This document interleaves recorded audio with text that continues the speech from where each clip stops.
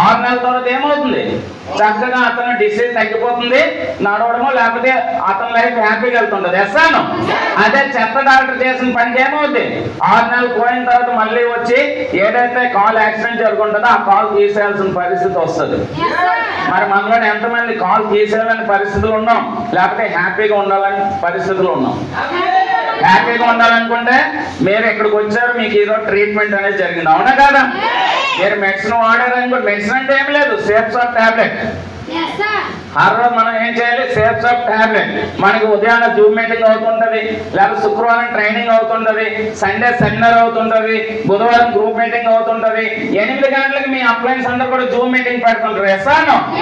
ఎంతమంది అటెండ్ అవుతున్నారు? అటెండ్ అవుతున్నారు, అవునా కాదా? మిగిలిన వాళ్ళు ఏంటంటే అసలు అటెండ్ అవ్వరు.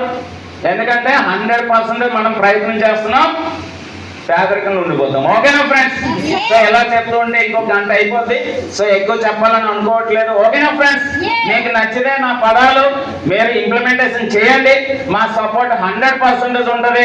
ఒకవేళ నచ్చలేదు అనుకోండి, టెన్షన్ ఏం తీసుకోకండి, మీకైతే లాస్ లేదు. ఎందుకంటే మీరు పెట్టిన 10,000కో 12,000కో మీ ప్రోడక్ట్ వస్తుంది. ఎస్సాను.